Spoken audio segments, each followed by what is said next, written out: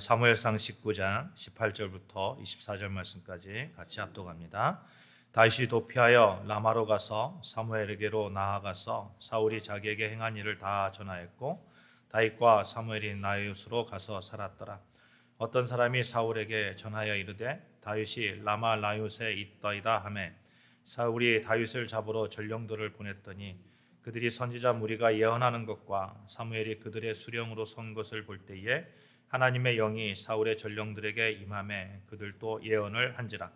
어떤 사람이 그것을 사울에게 알림해 사울이 다른 전령들을 보냈더니 그들도 예언을 했으므로 사울이 세 번째 다시 전령들을 보냈더니 그들도 예언을 한지라. 이에 사울도 라마로 가서 세구에 있는 큰 우물에 도착하여 물에 이르되 사무엘과 다윗이 어디 있느냐. 어떤 사람이 이르되 라마 나요스에 있나이다.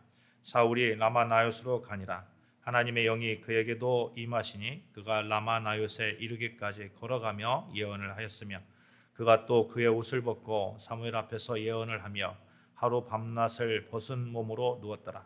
그러므로 속담에 이르기를 사울도 선지자 중에 있느냐 하니라. 아멘. 우리 같이 이렇게 인사하십시다. 하나님이 우리를 지켜주십니다. 시작. 하나님이 우리를 지켜주십니다. 하나님이 우리의 반석이 되시죠. 또 그래서 우리는 그 어떤 안전함보다 하나님의 그 안전함 속에 있기 때문에 그 안전함이 우리 삶 가운데 넘치고 있습니다.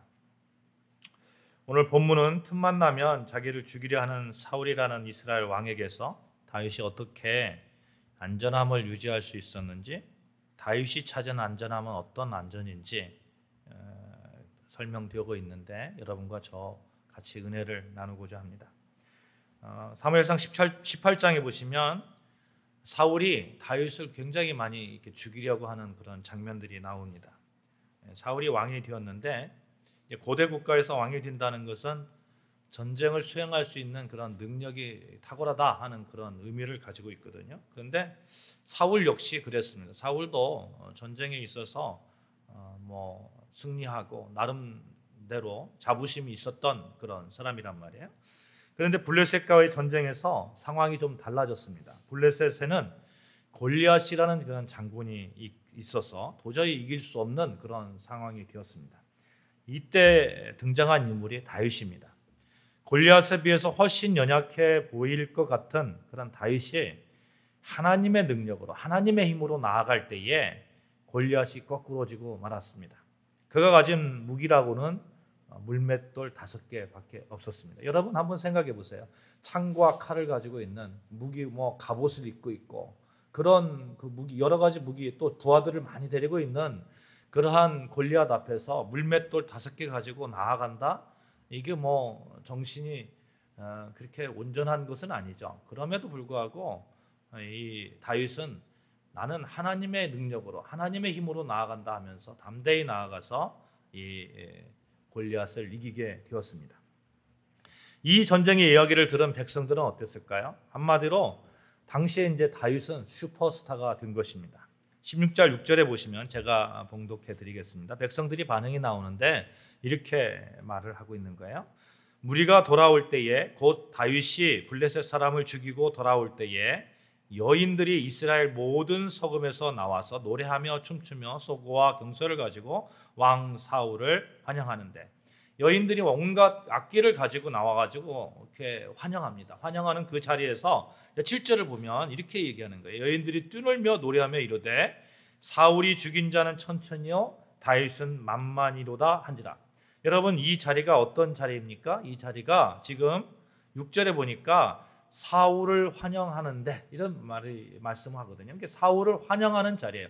사울을 환영하는 그 자리에, 왕을 맞이하는 그 자리에서 여인들이 사울이 죽인 자는 천천히고 다윗은 만만이다 이렇게 얘기하는 겁니다. 이게 왕의 입장에서 그런 얘기를 들었을 때에 어떤 마음이 들까요?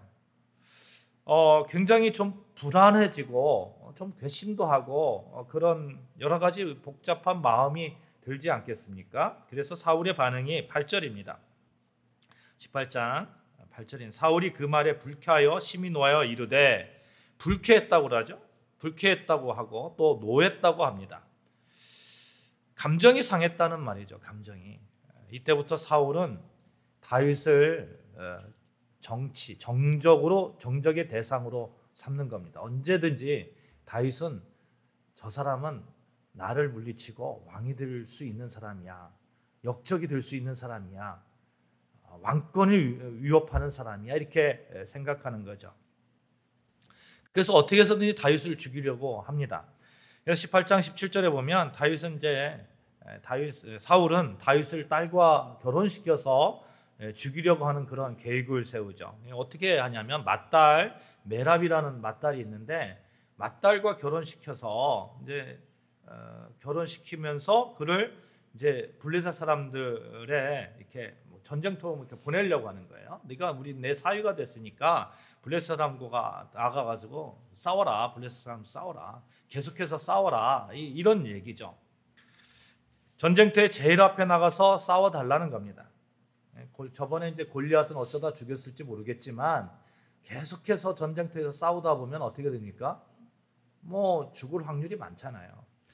러시아하고 우크라이나하고 지금 싸우고 있는데 러시아 제가 알기로는 한 50만 명이 죽었다고 그러죠. 50만 명의 사람들이 50만 명이 여러분 현대 사회에서 50만 명 말이 됩니까?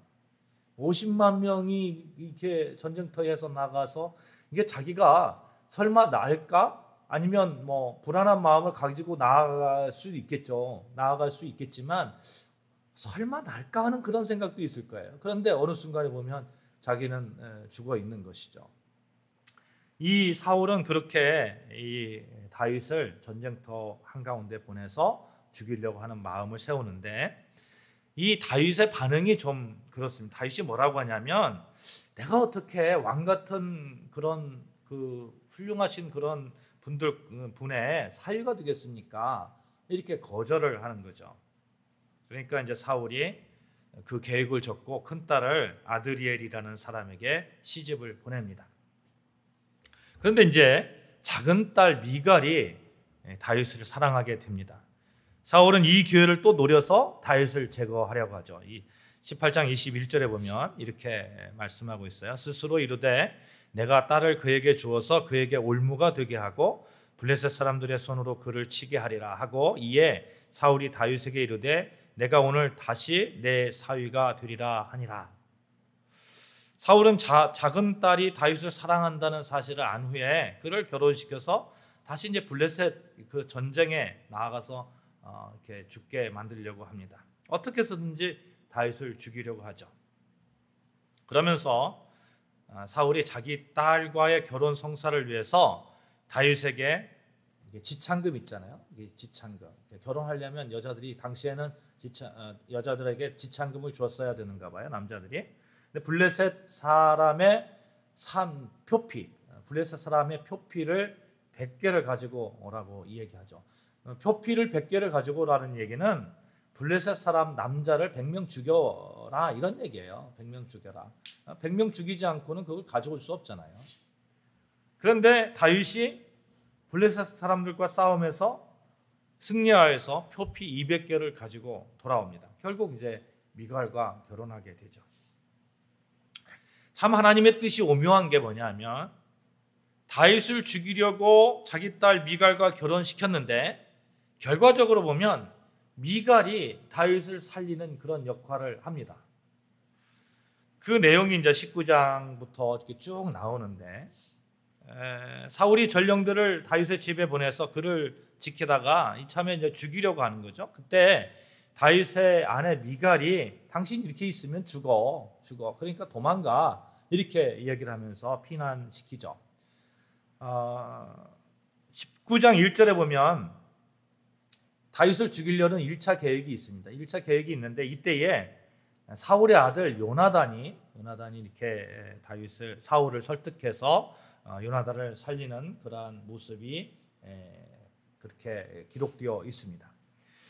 그러다가 이제 악령이 들린 사울이 자기를 위해서 수금을 타는 다윗을 향해서 창을 던지죠. 단창을 던지고 그 길로 도망했죠. 다윗이 도망하고 이제 숨어 있는데 그 숨어 있는 그 상태에서 이 다윗을 피신시킨 사람이 누구냐 하면 미갈이라는 사람이죠. 다윗이 도망한 곳이 어디입니까? 오늘 본문에 나오는 라마나요스입니다. 이 라마나요스에서 참 이상한 일들이 벌어지는 거예요. 다윗이 라마나요스에 있다는 소식을 전해들은 사울이 다윗을 잡으려고 사람들을 보냅니다. 1차로 사람을 보내요. 사람을 보냈는데 그 보낸 사람이 다윗을 잡을 생각을 않고 그냥 그 성령 충만해가지고 그렇게 죽이려고 하지 않습니다. 사울은 그 보고를 받고 말도 안 되는 소리라고 다시 다른 전령을 보냅니다. 다른 전령을 보냈는데 두 번째 전령도 역시 그곳에 가자마자 예언을 하는 거예요. 도저히 다윗을 죽일 생각을 하지 않습니다. 세 번째도 역시 다시 보내는데 역시 세 번째 사람도 그렇게 예언을 하고 다윗을 죽이려고 하지 않습니다. 여러분 믿을 수 있겠어요? 내가 사람을 한마디로 킬러를 보냈는데 킬러를 어느 곳에 보냈는데 그 킬러가 가가지고 죽일 생각을 않고 거기에서 그냥 그 통속이 돼가지고 같이 놀고 있다? 믿을 수 있겠죠. 첫 번은 그럴 수 있겠다. 두 번째도 그렇고 세 번째도 그러니까 야 거기 왜 그런 거야? 내가 직접 가볼게 하는 거죠. 사울이 이제 그래서 라마나요스라는 그곳에 가게 됩니다. 그런데 이 사울도 역시 그곳에서 이렇게 다윗을 죽일 생각을 않고 예언을 하게 되는 거죠. 여러분 이 라마나요스라는 곳이 어떤 곳이기 때문에 그럴까요? 다윗이 도망했던 그 라마나요스에 무슨 특별한 조건, 어떤 상황, 대체 어떤 곳이기 때문에 그러냐 하는 것이에요. 여러분 라마나요스는 한마디로 얘기해서 성령께서 임재하시는 곳이었어요. 임재의 상징이었어요. 그래서 그곳에만 가면 어떤 사람이든 변화되는 거예요. 어떤 사람이든. 악한 사람도 변화되고 인물을 부여받은 사람도 변화되고. 여러분 며칠 전에도 제가 그런 얘기를 했습니다. 우리 성악 아카데미 이렇게 있잖아요. 거기서 가끔 제가 복음을 전하거든요. 이렇게 복음을 전하다가 그런 얘기를 했어요. 제가 우리 기독교는 사람이 변화되는 것을 믿는 종교입니다. 사람이 변화돼. 그러니까 한 분이 절대 변화되지 않는다고요. 절대. 아니 변화됩니다. 예수 그리스도로 말미암아서 우리가 죄 가운데 있지만 죄를 용서받고 하나님의 자녀되는 그런 변화가 있습니다. 제가 말씀을 드렸고 물론 이제 사람이 이렇게 변화됐다가 또 다시 돌아오기도 하고 그렇습니다만 우리가 변화된 모습으로 내가 하나님의 자녀된 그런 모습으로 평생 살아면 되지 않습니까? 이런 말씀을 나눴습니다만 여러분 정말로 예수 안에 있으면 성령님 안에 있으면 변화된다는 그러한 사실을 분명하게 믿고 여러분 그렇게 신앙생활 하시기를 주님의 이름으로 축복합니다. 아멘. 정말 그렇습니다. 라마나요스는 성령님이 함께하는 곳이었기 때문에 그곳에 가면 어떤 사람이든 이렇게 변화되는 그러한 안전한 그런 장소였던 것이죠.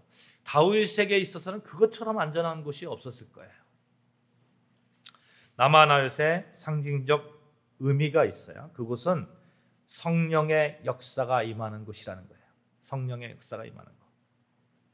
라마라는 것은 그 지명이에요. 그 지명, 그 에브라임 산지에 있는 지명이고 라요시라는 말은 한마디로 이제 어떤 건물, 거주지, 학교, 학교의 교사 이런 의미를 가지고 있죠. 그러니까 라마나요스는 라마에 있는 사무엘에 거쳐 사무엘의 선지자 학교 이런 얘기가 되는 거예요.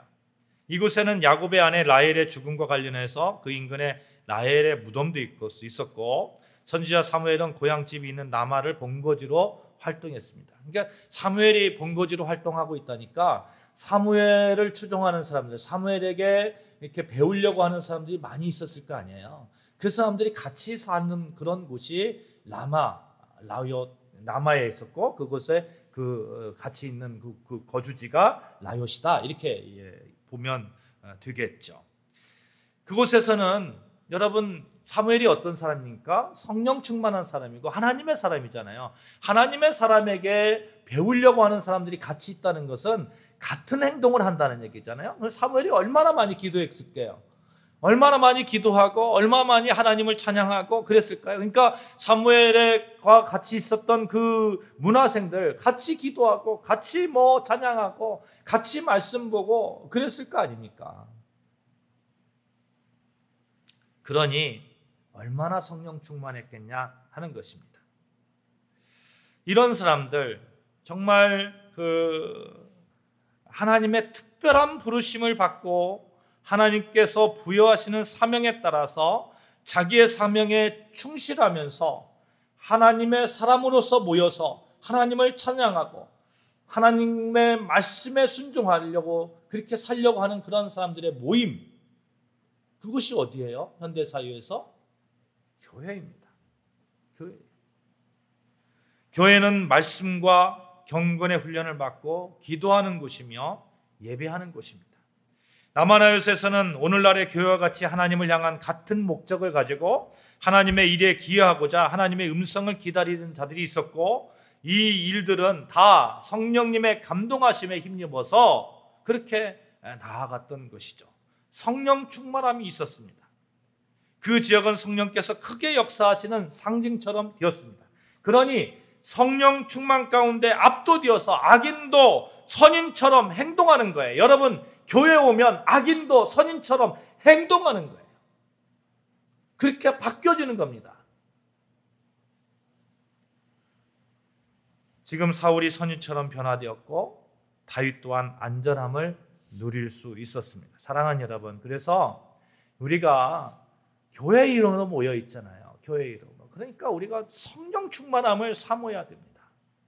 그 성령 충만하면 죄에서 자유로울 수 있기 때문이고, 성령 충만하면 죄를 이겨낼 수 있기 때문이고, 성령 충만하면 사람이 변화되기 때문에 그렇습니다.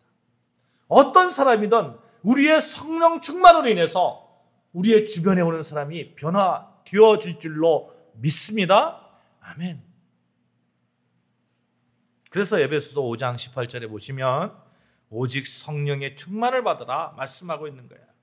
사도행전 1장 8절에서도 오직 성령이 너에게 임하시면 너희가 권능을 받고 예루살렘과 온 유대와 사마리아 땅끝까지 이르러 내 증인이리라. 너희가 권능을 받기 위해서는 다른 말로 어떻게 해야 돼요? 성령 충만해야 돼요. 내가 예수 그리스도를 전하기 위해서는 어떻게 해야 돼요? 성령 충만해야 돼요. 하나님께서 사용하시는 사람, 정말 그 하나님의 사람의 능력으로서 살아가기 위해서 우리는 무엇보다도 성령 충만함을 사모해야 됩니다. 살다가 어려움이 오면 여러분 다른 곳으로 피하지 마시고 성령께서 함께 하시는 곳, 이 아름다운 교회로 피하시기를 주님의 이름으로 축복드립니다. 교회 와서 기도하고 교회 와서 말씀 듣고 찬양하고 그러다 보면 정말 우리는 하나님께서 주시는 안전함을 누릴 수가 있어요. 내가 하나님의 백성이구나, 하나님의 자녀구나, 하나님의 아들이구나 하는 그런 힘을 다시 얻을 수 있습니다. 다윗을 보십시오. 인생의 어려움을 맞이해서 그가 어디로 도망할까 굉장히 많이 고민했을 거 아니에요. 이 땅은 전부 다 왕이 다스리는 그런 곳인데, 이스라엘 사울 왕이 다스리는 곳인데 왕이 나를 죽이려고 해? 그러면 내가 어디로 도망해야 돼? 어디로 가야 돼? 이때 다윗이 선택한 곳이 라마 나요시라는 곳이에요. 참 잘 선택했습니다. 그곳은 성령 충만함이 있었고, 그래서 그곳은 그 어느 곳보다 안전함이 있었기 때문에 그렇습니다. 그러니 다윗을 죽이려고 했던 사람들이 가면, 전령이 가면 첫째 전령도 그냥 가서 예언해버리고, 둘째 전령도 가서 예언해버리고, 셋째 전령도 가서 예언해버리고, 사울도 가가지고 내가 도저히 못 믿겠어 갔는데 사울 역시 밤낮을 예언하고 심지어 옷을 다 벗은 채로 그렇게 예언을 하는 거 아니겠어요? 다윗을 잡으러 온 사울, 그 사실을 까마득하게 잊고 성령 충만함을 얻어서 그렇게 예언하는 그 사울의 모습을 한번 보자는 겁니다. 여러분, 우리 아름다운 교회에 오면 어떤 악한 자들도 다 변화되는 그런 은혜가 있기를 소망합니다. 아멘. 아멘. 남아 나요새 오기만 하면 성령 충만이 임하는 그 이유, 여러분, 우리가 생각해 봐야 됩니다. 그곳에는 기도가 있었고, 그곳에는 말씀이 있었고, 여러분, 우리 교회 가운데서도 늘 기도와 찬송과 말씀이 있어야 됩니다. 그래서 어떤 사람이든 우리 교회를 오면 사람이 변화되어지는 그런 은혜가 있어야 됩니다. 실제로 요즘에도 그렇잖아요. 요즘에도 교회 와서 교회 찬양 소리를 듣고 들어와서 회개하고 성령 충만함 받는 분들 제가 많이 봤습니다. 예수 믿지 않던 어떤 자가 우리가 송출하는 그런 인터넷 방송하는 그런 찬양을 듣고 또 말씀을 듣고 그 어떤 사람이 우연히 강한 성령의 임재를 느낀다면 우리는 하나님께 칭찬 듣는 그런 한 달란트 받은 자, 두 달란트 받은 자, 5달란트 받은 자 되지 않겠어요? 사랑하는 여러분, 우리 교회에 이런 역사가 일어날 줄로 믿습니다. 우리 교회가 남아나요과 같이 성령 충만함을 가지고 있고 또 믿으시고 그렇게 교회 가운데서 여러분 안전함을 누리시기를 바랍니다. 다윗은 사울 왕에게 쫓겨다니다가 심신이 매우 피곤한 상태였는데 그때 그가 선택한 곳은 라마나요시였습니다. 라마나요 교회 이렇게 생각해도 되는 거죠. 우리가 살다 보면 원하지 않는 그런 사울에게 쫓길 때가 있습니다.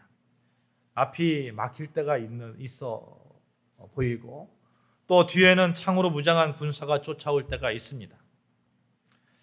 그때에 무엇보다도 여러분 회복이 있고 안식이 있고 보호가 있고 소망이 있는 우리 교회, 회복시키는 우리 교회 찾으시기를 바랍니다. 제가 그런 얘기를 해요. 수많은 사람들에게 우리 교회를 소개할 때에 우리 교회는 회복이 있는 교회입니다. 이런 말씀을 합니다. 실제로 그렇습니다. 우리 교회 가운데 오셔서 회복하시고 또 제가 목회를 하면서 정말 저분 위험하다, 위험한 가정이다 라고 생각했던 경우가 한두 번이 아닙니다. 그런데 다 회복하시고 그런 경우를 많이 보게 됩니다. 저는 그래서 항상 이렇게 기도하는 거예요. 하나님, 우리 아름다운 교회 성도들 주님께서 주시려 했던 회복과 안식과 보호와 소망을 더하여 주시옵소서. 우리 아름다운 교회가 공부할 때 안식을 주고 힘을 주고 소망을 주는 교회로 서기 원합니다. 늘 이렇게 기도하고 있습니다. 어디 저만 이렇게 기도하겠어요? 여러분도 마찬가지로 그렇게 우리 교회를 위해서 기도하는 거 아니겠습니까? 이런 기도가 모여 있어서 우리 교회는 성령 충만한 그런 교회가 되는 것입니다. 마치 라마나요과 같은 그런 장소가 되는 것이죠. 예수님께서도 내 집은 기도하라 말씀하셨는데 여러분, 기도의 승리자가 되시기를 주님의 이름으로 축복합니다. 아멘. 그래서 우리 아름다운 교회가 더욱 성령의 임재가 넘치는 그런 교회가 되기를 바란다는 것이에요. 말씀을 맺겠습니다. 우리의 기도가 함께하는 우리 아름다운 교회가 사무엘 시대의 남아나요심을 믿고 이곳에서 힘을 얻으시고 이곳에서 평안을 얻으시고 이곳에서 안전함을 얻으시기를 주님의 이름으로 축원합니다. 아멘. 사울이 다윗을 죽이려 왔지만 성령을 받았듯이 그 누구도 우리 아름다운 교회 안에 들어오면 성령의 역사가 넘쳐나는 그런 기적들이 있을 것입니다. 우리 아름다운 교회, 라마나요과 같은 그러한 장소, 피난처요, 안식처요, 또 회복시키는 그러한 멋진 교회임을 믿습니다. 우리 같이 고백하면서 말씀을 마치겠습니다. 우리 교회가 라마나요과 같은 성령 충만으로 하나님의 평안을 정하게 하소서. 시작. 우리 교회가 라마나요과 같은 성령 충만으로 하나님의 평안을 전하게 하소서. 아멘. 기도하시겠습니다.